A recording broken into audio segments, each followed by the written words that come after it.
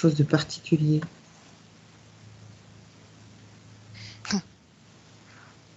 Aussitôt, j'ai pas plus que le 20, pas plus que le 31. Pas plus.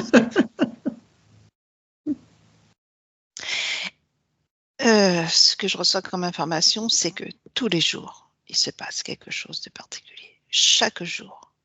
Ouvrez grand les yeux, ouvrez grand les oreilles, ouvrez grand votre conscience, ouvrez grand votre troisième œil.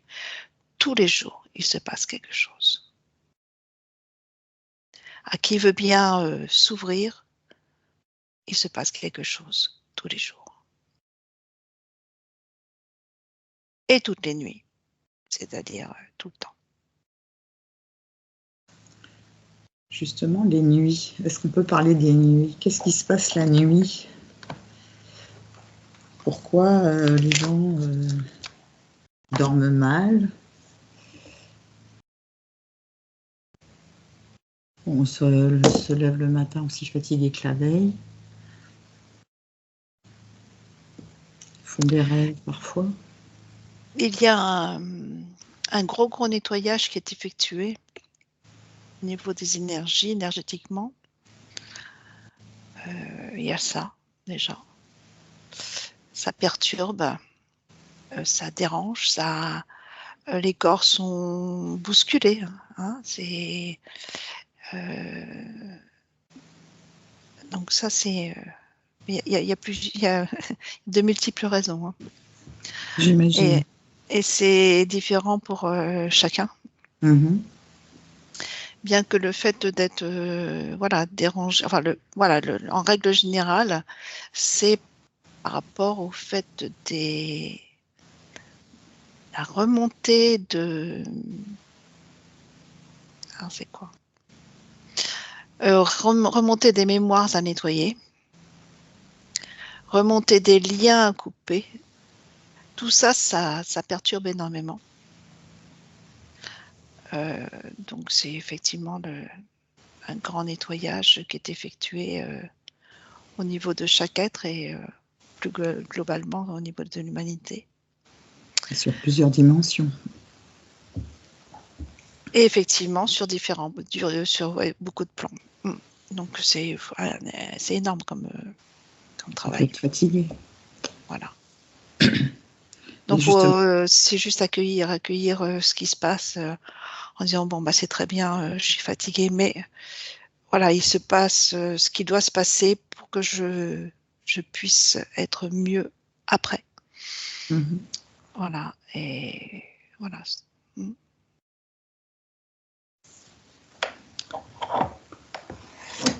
Alors, est-ce que tu peux revenir au point zéro?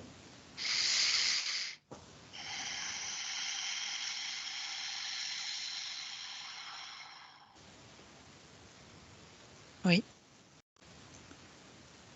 Alors, si je te dis l'arche d'Acédona, qu'est-ce que ça t'inspire? Qu'est-ce que tu vois? Je vois que c'est là où je voulais aller. Bon, alors, à part ça.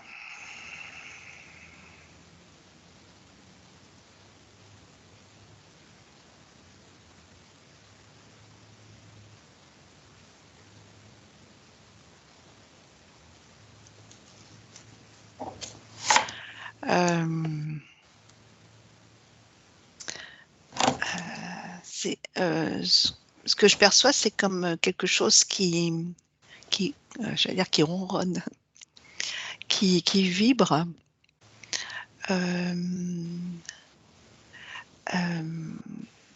qui s'éveille. Il y a quelque chose, effectivement.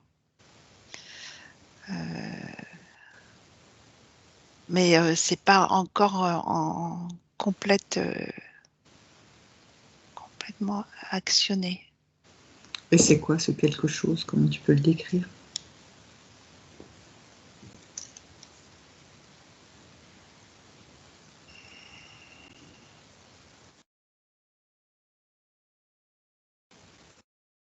Alors, c'est bizarre parce que ça me renvoie dans le cosmos. Alors, je sais pas, voilà. Ouais, ça me renvoie comme un grand vaisseau, mais dans le cosmos.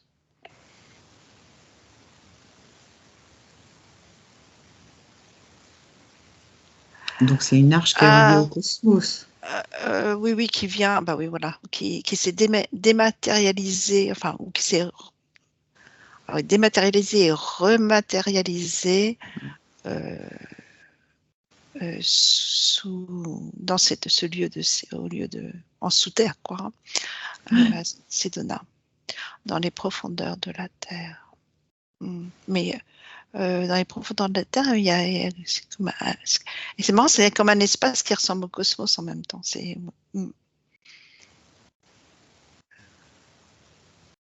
fait,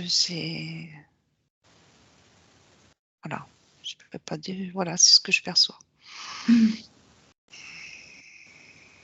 Donc c'est bien là, c'est bien présent. Et je dis, ça vibre, c'est le mot qui m'est venu, c'est ronronne, mais c'est un peu ça, c'est comme si ça émettait un genre de bourdonnement et il se passe quelque chose. Il se passe quelque chose pour la planète, ça fait partie du réveil. Oui. Ça fait partie du réveil, ça fait partie, c'est maintenant, c'est comme, tiens, là je suis projetée sous le sphinx, c'est pareil, c'est relié. Oula, oui. Et il y en a plusieurs, bah là, c'est l'ancienne Yougoslavie, là. Ah oui, la pyramide, là. Oui, là-dessous, il y a quelque chose aussi, là, c'est relié aussi. C'est relié là-dessous. Dans l'océan aussi, il y en a plusieurs. Et c'est comme s'ils communiquaient ensemble. Mais chacun a sa fonction. Ouais. Et je crois que c'est déjà été vu, ça. Et chacun a sa fonction. Et chacun est relié à comment dire, un peuple, dire ça comme ça, un peuple de différentes sphères et de différents plans. Mais ils sont tous en communication, reliés à une source d'amour, la source d'amour, de lumière. C'est tout pour aider à la transformation de la planète et de l'humanité en même temps. Donc on peut dire qu'il y a bien un plan divin pour la Terre. Alors, c'est pas tout à fait ça en fait.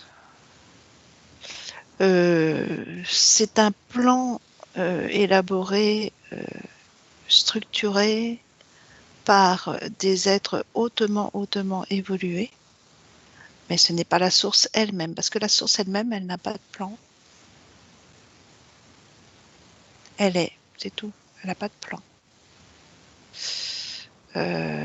Voilà, donc ce sont des êtres alors d'une très très haute dimension qui n'ont pratiquement pas de corps matériel, on va dire. Hein. Je vois beaucoup c'est comme des hologrammes, j'aime pas le terme, mais voilà, c'est, quoique. Enfin bref, non, ça vient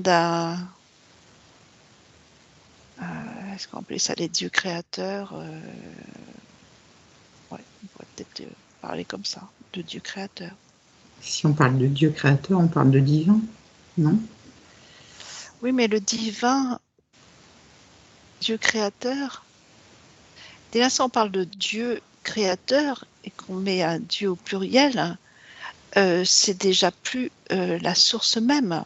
Comprends-tu que la source, ça n'a pas de forme, c'est relié à la source. Ces dieux créateurs sont reliés à la source, mais la source elle-même, Dieu lui-même, ben, n'a pas de forme, est informe et Voilà. Donc, et n'a pas de.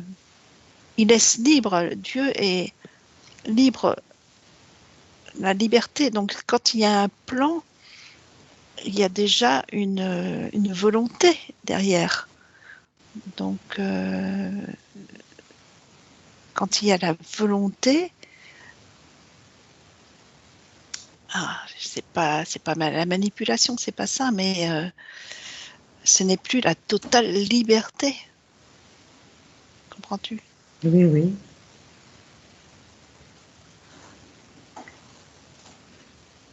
Donc là, il va falloir trouver des nouveaux termes, hein, des nouveaux termes, des nouvelles qui vont aller avec l'expansion de conscience,